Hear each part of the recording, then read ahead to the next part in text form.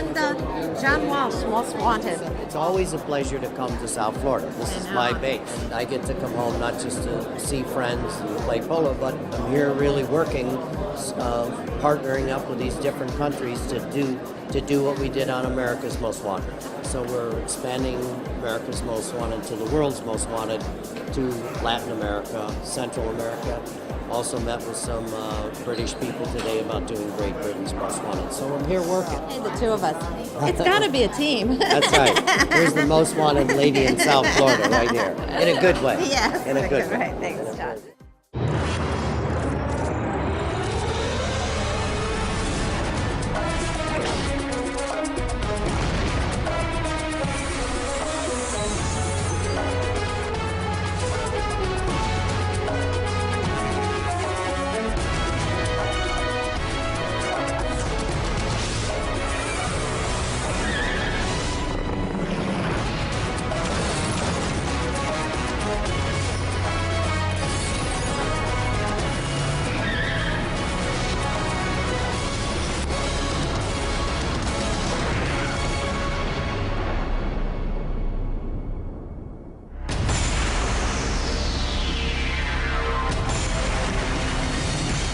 I'm John Walsh. For 25 years, I've hunted fugitives all over the world. Tonight, I'm taking you along for the ride. I'll show you the uncut, true stories of how the world's most wanted criminals, the most elusive, the most cunning, and the most dangerous were caught, cuffed, and convicted. This really doesn't seem like we're at a real Miami kind of a location. Nice, sunny, gorgeous day. This is dark, it's evening, and it's eerily lit. Yeah, but it's cool. Yeah, we're talking about, this is a pilot that I'm doing for Fox called The World's Most Wanted. So America's Most Wanted has been so successful in the 23 years that it's been on. We've caught over 1,000 guys in 35 countries. And so now Fox is asked to do a pilot for The World's Most Wanted, tell some of our most successful stories, and take it to other places. There's interest from Australia. I recently did some shows in Cambodia, in China, in Japan.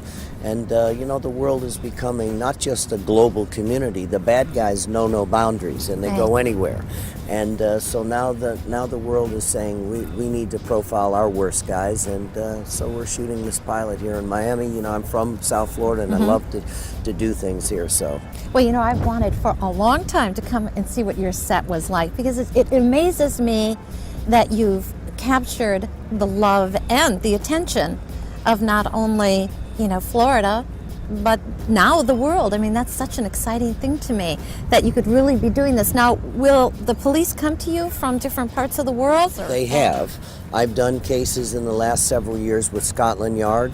They came to me to do cases. Last month we shot a show in Lyon, the headquarters of Interpol. And Interpol is linked up with America's Most Wanted on our website, and they're going to feature some of my most wanted on their red list. So the world's different police agencies have come to me over the years, very supportive of the show. I mean, we're not law enforcement. This is, a television show.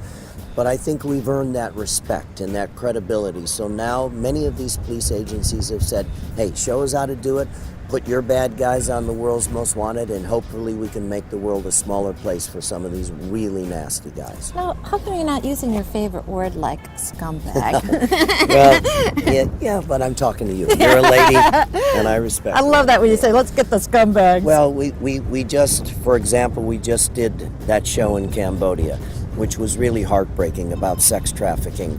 And 5 guys got caught while we were there that week, and they were the world's worst scumbags. American pedophiles, British pedophiles, guys that had come from the rich West to prey upon little Cambodian children, 6- and 7-year-old boys and girls. So those are the real scumbags, and those are the guys that I hate the most. So I think we're going to make the world a much smaller place for really bad guys. I'm working very closely with the Port St. Lucie Police and with the Palm Beach County Sheriff's Office, because this is a story of a woman who 10 years ago was raped in Palm Beach County, beaten, had the courage to come forward and was going to testify against her rapist.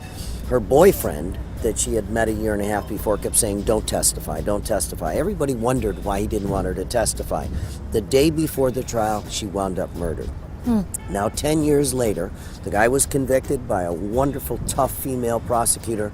The rapist was convicted. Now, 10 years later, Rick Bradshaw's Palm Beach County Sheriff's Office has spun all this information, and it's come to light that the boyfriend was a friend of the rapist, that it was a contract hit, and that he molested the dead women's 2 little girls. So, you know, he's on the top of my most wanted list. Now we have a name, now we have a face.